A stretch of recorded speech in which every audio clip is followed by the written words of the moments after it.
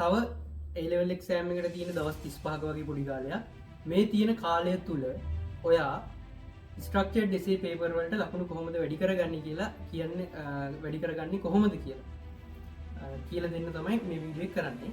මේකදී ඔයා කරන්න පාස් පේපර්ස් අවුරුදු 10ක විතර පාස් පේපර්ස් අරගෙන මේ ක්‍රමයෙන් කරන්න. හරිද? ඕකේ පළවෙනි ප්‍රශ්නේ අහලා තියෙන්නේ පළවෙනි ප්‍රශ්නේ අහන්නේ මේ පළවෙනි පාඩම සහ දෙවෙනි පාඩම. පරමාණු ව්‍යුහය බන්ධන වලින් තමයි පළවෙනි ව්‍යුහගතය අහන්නේ. එතකොට පළවෙනි ව්‍යුහගත ප්‍රශ්නය කරනකොට ඔයාලා ඒකේ සම්බන්ධ දේවල් මොනවද ඔයා දැනගන්න ඕන දේවල් ටික ගැන මතක් කරලා ඉන්න. ඔයා ඒකෙදි දැනගන්න ඕන මේ ඒකේ තියෙනවා ABC කොටස් කියලා ප්‍රශ්න තුනක් තියෙනවා. එතකොට ඒ කොටස මේ ප්‍රශ්නේ කරන්න ඔයාලට මේ තියරි පාර්ට් ටික දැනගෙන ඉන්න ඕනේ. හරිද? ඔයාලට මේ කරනකොට පරමාණුක අරයන් ගැන, ඊට පස්සේ බන්ධන කෝණ ගැන, අයනිකාරයන්, ඊට පස්සේ භූම්කරණය, ලුයිස් ව්‍යුහ දින්න, ඔක්සිකරණාංක හොයන්න, ඊට පස්සේ ඔයාට ක්වොන්ටම් අංක, තව ඊට අදාළ අයනීකරණ ශක්තිය, ඊට අදාළ තියරි පොයින්ට් ටිකක් තියෙනවනේ. ඊට අදාළ ඒ දේවල් ටික දැනගෙන ඉන්න ඕන සම්පූර්ණයෙන්. අයනීකරණ ශක්තිය කියන්නේ මොකද්ද? ක්වොන්ටම් අංක කියන්නේ මොකද්ද? ක්වොන්ටම් අංක ලියන විදිය, ඒ දේවල් ගැන අවබෝධයක් තියෙන්න ඕන. හරිද? එතකොට ඒ පළවෙනි ප්‍රශ්නේ ඒ කොටස ගත්තොත් ඒක අහන්නේ සත්‍ය අසත්‍ය ඒ කොටස යන්නේ ගොඩක් වෙලාවට සත්‍ය අසත්‍ය මේ ප්‍රකාශන ටිකක් දීලා සත්‍යද අසත්‍යද කියලා තෝරන්න තියෙනවා. නැත්තම් මොකක් හරි මූලද්‍රව්‍ය ටිකක් දීලා මූලද්‍රව්‍ය සෙට් එකක් දීලා ඒ මූලද්‍රව්‍ය මොකක්ද කියලා තෝරන්න තියෙනවා. ඒ වගේ වැඩ ටිකක් තමයි තියෙන්නේ. හරිද? ගොඩක් වෙලාවට ඒ වගේ වැඩ ටිකක් තමයි එන්නේ. ඒකේ B කොටසේ අහන්නේ සංයෝග මොකක් හරි සැකිල්ලක් දෙනවා අපිට අණුවක. ඒ අණුවේ සැකිල්ලක් දීලා ලුයිස් ව්‍යුහයක් දීලා දෙනවා. ඊට පස්සේ සම්ප්‍රයුක්ත ව්‍යුහ අදින දීලා දෙනවා. ඊට පස්සේ වගුවක් දීලා ඒ වගුවේ භූම්කරණය, ඔක්සිකරණාංකය, ආරෝපණය ඔය විදිහට ඒ දේවල් ටිකක් අහනවා. ඊට C කොටසේ අහනවා මොකක් හරි දෙයක්, මොකක් හරි ගුණයක්. හරිද? ගුණයක් එක්ක වැඩි වෙන පිළිවෙලට, අඩු වෙන පිළිවෙලට, නැත්නම් මොකක් හරි පරමාණු කාර්යයන්, ක්වොන්ටම් අංක, මේ ක්වොන්ටම් අංක, ඊට පස්සේ ක්වොන්ටම් අංක වල ශක්තිය වැඩි වෙන පිළිවෙල. මොකක් හරි එහෙම තියරි පාර්ට් එකක් තමයි ඒකේ අහන්නේ. එහෙම ප්‍රශ්න රටාවක් තමයි තියෙන්නේ. හරිද? එතකොට ඔයා ව්‍යුහගතය හදාගන්න ඕන නම් ඔයා කරන්න ඕන අවුරුදු 10ක විතර පාස් පේපර්ස් අරගෙන පළවෙනි ව්‍යුහගතය ගන්න. පළවෙනි ව්‍යුහගතය අරගෙන ඊට අදාළ තියරි පාර්ට් ටික පැය 2-3ක් අරගෙන බලාගන්න. හරිද? දැන් ඔයාට මේ පළවෙනි පාඩම දෙවෙනි පාඩම අනිවාර්යෙන් කෙරලානේ. එහෙම කෙරිච්ච නැති ළමයි අඩුයිනේ සෑහෙන්නේ. ගොඩක් ළමයින්ට කෙරලා 90ට ළමයින්ට 95ක් වගේ ළමයින්ට මේ පළවෙනි පාඩම දෙවෙනි පාඩම අනිවාර්යෙන් කව වෙලා තියෙනවා. එතකොට ඒක ඔයා පැය 2-3ක් අරගෙන පැය 2-3-4ක් අරගෙන මේ පාඩම හොඳට අධ්‍යයනය කරගෙන ඒ තියරි ටික ඔලුවට දාගන්න. ඊට පස්සේ පාස් පේපර්ස් අවුරුදු 10ක විතර මම ගන්න කිව්වනේ. ඒකේ පළවෙනි ව්‍යුහගතය අරගෙන විනාඩි 15ක් ටයිම් තියලා ප්‍රැක්ටිස් කරා. විනාඩි 15ක් තියලා ලියා ගන්න පුළුවන් ටික ලියලා ඊට පස්සේ වැරදි දේවල් ටික විවරණය කරන්න ආරම්භ. මේක මෙහෙමයි, මේක බන්ධන කෝණ අදින්නේ, බන්ධන කෝණ ගන්න මෙහෙමයි, භූම්කරණය ගන්න මෙහෙමයි. ඊට පස්සේ සම්ප්‍රයුක්ත ව්‍යුහ අදිනවා නම් ඒ අදින විදිහට පුරුදු වෙන්නේ ඒ වැඩ ටික. එතකොට ඒ දේවල් ටික අවුරුදු 10ක විතර එහෙම විනාඩි 15ක ටයිම් එකක් කිව්වා කරා බැලුවා වැරදි දේවල් විවරණය කරා ආරම්භ. මේක මෙහෙමයි, මේක මෙහෙමයි. ඒක අවුරුදු 10ක් දිගට කරගෙන යනකොට ඔයාට ඒක මේ පළවෙනි ප්‍රශ්නේ කරගන්න පුළුවන් ගානට හැදෙනවා. අවුරුදු 10ක 15ක විතර කරනකොට කරන තරමට හොඳයි. දැන් තියෙන වෙලාවත් එක්ක මේ අවුරුදු 10ක 20ක පාස් පේපර් කරන අමාරුයිනේ. එතකොට සාමාන්‍යයෙන් අඩුම ඔය අවුරුදු 10ක විතර එක ප්‍රශ්නයක් කරගෙන යන්න. එතකොට කරගෙන යනකොට ඔයාට තේරෙනවා මේකෙන් අහලා තියෙන්නේ මේවා, මේකෙන් අහලා තියෙන්නේ මේවා. කියලා එක දිගට කරගෙන යනකොට අවුරුදු 10ක විතර පාස් පේපර්ස් ඔයාට තේරෙනවා.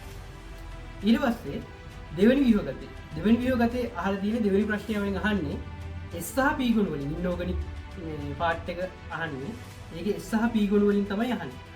එතකොට ඔය S සහ P ගුණ වලට අදාළ තියරි ටික බලාගෙන ඉවර කරලා ඒ වගේම අවුරුදු 10ක විතර පාස් පේපර් අරගෙන ඒ දෙවෙනි ප්‍රශ්නේ ප්‍රැක්ටිස් කරා. මේක මෙහෙමයි කරන්න තියෙන්නේ, මේක මෙහෙමයි කරන්න තියෙන්නේ. එතකොට ඔයාලට ඒ දේවල් තියෙනවා. ඒකෙත් තියෙන ABC කියලා කොටස් තුනක්.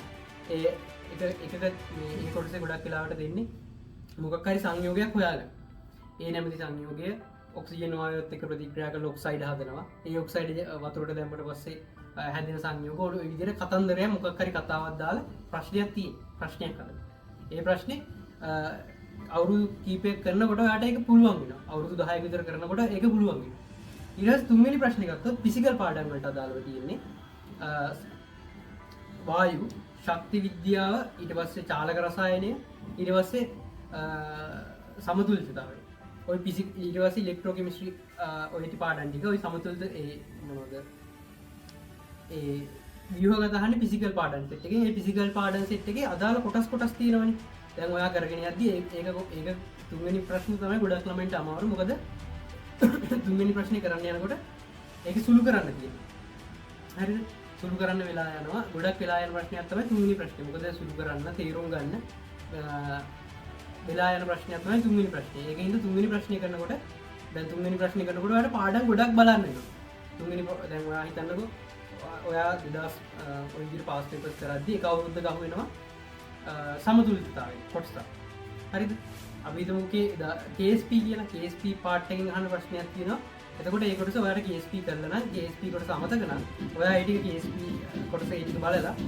අපි ද්‍රාවිතා ගුණිතය කියන කොටස බලලා ඉවර කළා ඒ වැඩේට ආයෙ අත ගන්න ඒ කොටසට කරන්න බලන්න ඒ විදිහට අවුරුදු කිහිපයක ඒ විදිහට අදාළ පාඩම් වලට අදාළ කොටස් ටික බල කරනකොට ඔයාලට ඒක දන්නේම නැතුව පුළුවන් හරිද එතකොට තුන්වෙනි ප්‍රශ්නේ එහෙමයි ෆිසිකල් පාඩම් වලින් අහන්නේ හතරවෙනි ප්‍රශ්නේ අහන්නේ ඕගනික් කෙමිස්ට්‍රි එතකොට ඔය ඕගනික් කෙමිස්ට්‍රි පාර්ට් එක හදාගන්න පුළුවන් ඔයාට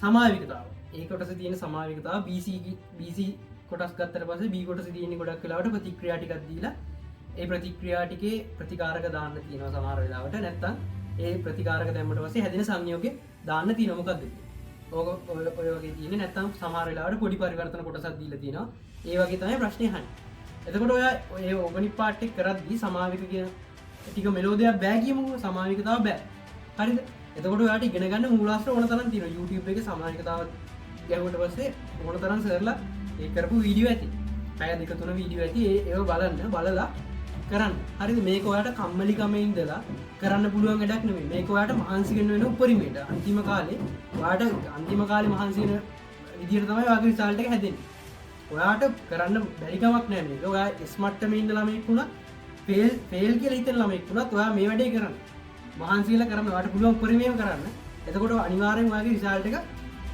වෙනස් කරන්න පුළුවන් අකුරු දෙක තුනකින් ෆේල් මට්ටමේ ඉන්න ළමයෙකුට S එකක් C එකක් ගන්න පුළුවන් නැත්තම් ෆේල් මට්ටමේ ඉන්න ළමයෙකුට A එකක් B එකක් ගන්න පුළුවන් උපරිම මහන්සි වෙලා වැඩ කරොත් උනාට මේක අන්තිම කාලේ කරන්න බැරි කමක් නැහැ ඔයාගේ හිතේ හයි විතරයි අවශ්‍ය වෙන්නේ හිතේ හයි අවශ්‍ය වෙනවා හරියට වැඩ කරන්න ඕන හරියට ප්ලෑන් එකක් ඇතුව මේ දවස් 30 35 ගෙවල ඉවර කරන්න මේ අනිවාර්යෙන් දවසට පැය 16 සාමාන්‍ය උපරිම පැය 16ක් 15ක් වගේ උපරිම ප්‍රමාණයක් වැඩ කරන්න සමහර දවස් තියෙනවා අවුල් යන දවස් සමහර දවස් අපිට පැය වැඩ කරගන්න අමාරුයි සමහර දවස් මාර මුසල දවස් තියෙනවා ඒ දවස්වලත් ඔයා කරන්න ඕන බැරි මරගාතේ හරි වැඩ ටිකක් හරි කරන්න සාමාන්‍යයෙන් ඇවරේජ් එකක් තියාගන්න මේ දවස්වල වැඩ කරන පැය උපරිම 12 13 14 වගේ ඇවරේජ් එකක් තියාගන්න මේක ඔයාට එක දවසක් කරා කියලා පුළුවන් වෙන්නේ නැහැ ඔයා මේක කරන්න තමයි ඔයාට මේ සබ්ජෙක්ට් එක පුළුවන් වෙන්නේ දැන් ඒ වගේම තමයි මේ කෙමිස්ට්‍රි වගේම තමයි ෆිසික්ස් සහ බයෝ පාඩම් වලටත් ඒ විදිහම සැකස්මක් තමයි තියෙන්නේ ඊට අදාළ දේවල් ටික මහන්සි වෙලා කරා දැන් ෆිසික්ස් වල නම් ප්‍රැක්ටිකල් ටිකක් නේ තියෙන්නේ ප්‍රැක්ටිකල් 4 කොට දාගන්න ඒ ප්‍රැක්ටිකල් ටික හරියට කොට දාගෙන ඒ ප්‍රැක්ටිකල් ටික හරියට කොට දා ෆිසික්ස් වල ප්‍රැක්ටිකල් ටික හරියට කොට දාගත්ත කියන්නේ කෙලින්ම ලකුණු 20ක් ගෙදරින් අරන් ගිහිල්ලා ලියන 20ක් තියෙන ෆිසික්ස් වල හරිද කෙමිස්ට්‍රි වලත් එහෙම තමයි ගෙදරින් අරන් ගිහිල්ලා තියෙනවා හරියට ප්‍රැක්ටිස් කරනවා එතකොට මේ විදිහට ප්‍රැක්ටිස් කරන්න ඒ ප්‍රශ්න හතරට අවුරුදු පාස් පේපර්ස් ටිකක් කරගෙන යන්න ඊට පස්සේ ඔයා ඒ පාස් පේපර්ස් ටිකම හරි මොඩර්න් පේපර්ස් ටිකක් හරි අරගෙන ටයිම් එක තියලා විනාඩි 15ක් තියලා කරා. ඒ වගේම තව ඔයාලා කරන වැරද්දක් තමයි දැන් පළවෙනි වීව ගතිය දෙවෙනි වීව ගතිය තුන්වෙනි වීව ගතිය තියෙනවනේ 1 2 3 4 ඔයා 4 කරන්න අනිවාර්යෙන් ගන්න ඕන කාලේ විනාඩි 15යි. ඔයා හිතන්නේ ඔයා පළවෙනි වීව ගතිය කරන්න ඔයාට ඔයා සේරම ටික දන්නව කරන්න ඔයාට ඒ සේරම ටික කරන්න විනාඩි 16ක් විතර යනවා. විනාඩියක් වැඩියෙන් ගිහිල්ලා. දෙවෙනි ව්‍යුහ ගතේ ගත්තට පස්සේ ඉන්නෝගනික් එක ඔයාට සාමාන්‍යයෙන් විනාඩි 17ක් විතර යනවා කරන්න. මම මේ නිකන් කියන්නේ. ඊට පස්සේ මෙයා තුන්වෙනි ව්‍යුහ ගතේ කරන්න ඔයාට සාමාන්‍යයෙන් විනාඩි 16ක් ෆිසිකල් ප්‍රශ්නයෙන් විනාඩි 18ක් තියමු සුළු කරන්න අහේ මේ තියෙන ඉතින් විනාඩි 18ක් යනවා. බලන්න එතකොට හතරවෙනි ප්‍රශ්නේ කරන්න ඔයාට ඉතුරු වෙලා තියෙන කාලය ගත්තට පස්සේ මෙතන විනාඩියක් වැඩියෙන් ගිහිල්ලා මෙතන විනාඩි 2ක් වැඩියෙන් ගිහිල්ලා එතකොට මෙතන විනාඩි 3යි. මෙතන විනාඩි 3යි විනාඩි මෙතන 6ක් ඔයාට වැඩිපුර ගිහිල්ලා. විනාඩි 6ක් වැඩිපුර ගිහිල්ලා. එතකොට මේ ප්‍රශ්නේ කරන්න තියෙන්නේ විනාඩි 9ක් වගේ කාලයක්. හරිද? ඔන්න ඔය විනාඩි 9ක් වගේ කාලයක්. ඒකින්ද ඔයාලා ඒකට කරන්න ඕන අනිවාර්යෙන් විනාඩි 15ක් කියලා වැඩේ කරලා ඉවර කරගන්න බැරි නම් ඒ ටික ඉතුරු කරලා ආයි ඊළඟ ප්‍රශ්නෙට අත ගන්න. දෙවෙනි ප්‍රශ්නෙත් කරද්දී විනාඩි 15යි ඊට වැඩි දෙන්න එපා. ඒ විනාඩි 15 ඉවරනේ ගමන් තුන්වෙනි ප්‍රශ්නේ කරන්න. හතරවෙනි ප්‍රශ්නේ කරන්න. එතකොට සම්පූර්ණ දැන් අපිට සම්පූර්ණ කරගන්න බැරුණා කියමු. පොඩි කොටසක් ඉතුරුනා කියමු. ඒ කොටස අපිට දෙවෙනි ප්‍රශ්නේ මේ රචනා ප්‍රශ්න කරද්දී වෙලාව ඉතුරු නොදින් කරන්න පුළුවන්. ගොඩක් වෙලාවට පේපර්ස් වලට අනිවාර්යෙන් වෙලාව මදි වෙනවා. ඔයාට වෙලාව ඉතුරු කරගන්න හොඳම ක්‍රමය තමයි ඕගනික් ටික හරියට ප්‍රැක්ටිස් කරන්න. ඕගනික් ප්‍රශ්න ඔයාට විනාඩි හරියට කරද්දී විනාඩි 7න් 8න් වගේ කරගන්න පුළුවන් ඕගනික් රචනා ප්‍රශ්න. ඒ වගේම මේ ඕගනික් ටික හරියට ප්‍රැක්ටිස් කරොත් ඔයාට වෙලාව ඉතුරු කරගන්න පුළුවන් සෑහෙන. ඒකින්ද ඕගනික් ටිකට වැඩි බරක් දීලා ඒ ටික හදාගන්න. අන්තිම කාලේ හරිද?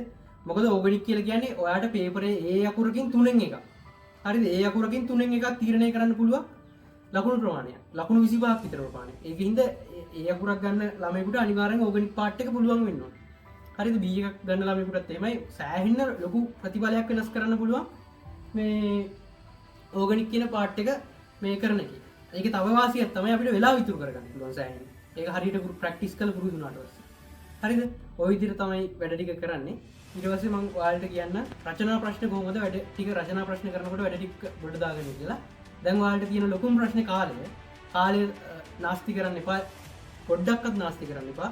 දවසට කරන්න පුළුවන් උපරිම වැඩ ටික කරන්න. ඔයාට දවසට කරන්න පුළුවන් උපරිම වැඩ ටික කරලා දවසේ අන්තිමට බලන්න මම අද මොනවද කරේ. මට අද මොනවද පුළුවන් වුනේ. ඔයාට එහෙම දවසේ අන්තිමට මොකක් හරි ඇඟට දැනෙන්න වෙනසක් තියෙන්න ඕන මේ කාලේ. මට මේ ටික පුළුවන් වුණා. මට මේ ටික පුළුවන් වුණා. ඒ විදිහට මේ දවසට අදාළ මොකක් හරි සබ්ජෙක්ට් එකකට ඒ අදාළ වැඩක් කරන්න. අදාළ මොකක් හරි වැඩ පිළිවෙලක් හදාගෙන ඒ විදිහට කරන්න. එතකොට මේ දැන් මම ව්‍යුහගත හදාගන්න ඉන්නේ. එතකොට දැන් මේ ව්‍යුහගත හදාගන්න විදිහ කොට පස්සේ ඔයාලට තේරෙන්න ඕන මම අද දවසේ මේ පළවෙනි ව්‍යුහගතය හදාගන්න. මේ තව දවසක් දාගෙන දෙවෙනි ව්‍යුහගතේට තව දවසක් දාගෙන මම මේ අනිවාර්යෙන් ඒක හදාගන්න. තුන්වෙනි ව්‍යුහගතේ හතරවෙනි ව්‍යුහගතේ ඒක අනිවාර්යෙන් මේ වැඩේ කරන්න. මොකද ලොකු මේ ලකුණක් වෙනස් කරගන්න පුළුවන් ලකුණු 20ක් මේ ලකුණු 20න් අනිවාර්යෙන් ඔයාට මේ ලකුණු 18ක් විතර ගන්න පුළුවන්. මොකද දැන් එක්සෑම් එකට ගියාට පස්සේ අපි එක්සෑම් එක ලියන මානසිකත්වයට ආවට පස්සේ ගොඩක් බය වෙලා ස්ට්‍රෙස් වෙලා අපි සමහර වෙලාවට දන්න දේවල් අවතක වෙනවා. පොඩි අතපසු ඉඳින්න වැරදෙනවා. ඒකින්ද එහෙම අඩු වුණත් ලකුණු දෙකක් විතර දෙකක් තුනක් වගේ අඩු කරගන්න බලන්න. කියන්නේ අඩු වෙනවා. ඒ අඩු වෙන ප්‍රමාණය අවම කරගන්න. හරිද? එතකොට ඒ ටයිම් එක තියලා ප්‍රැක්ටිස් කරන්න. ටයිම් එකට දැන් මේ කාලේ කරනකොට පේපර්ස් කරද්දී අනිවාර්යෙන් ටයිම් එක තියලා කරන්න. ටයිම් එකටම තමයි වැඩ කරන්න ඕන. මොකද අපි පේපරේ ඔයාගේ සෙල්ලම් ටික දාන්න ඕන. ඔයා ඉගෙනගත්තු අවුරුදු දෙකමාර ඉගෙනගත්තු දේවල් ටික දාන්න ඕන. පැය 5ක ඇතුළේ තමයි ඒ සෙල්ලම් ටික සේරම කරලා ඉවර කරන්න ඕන. ඒකින්ද මේ අන්තිම කාලේ ටයිම් එකට වැඩ කරන්න. ටයිම් එක නාස්ති කරන්න එපා. කාලය කියන එක ඔයාට ආයි පිටිපස්සට හරවල ගන්න පුළුවන් එකක් නෙමෙයි. මේ තියෙන කාලේ උපරිම මහන්සියට වැඩ කරන්න. ඔයාගේ රිසල්ට් එක ලොකු වෙනසක් කරන්න පුළුවන්.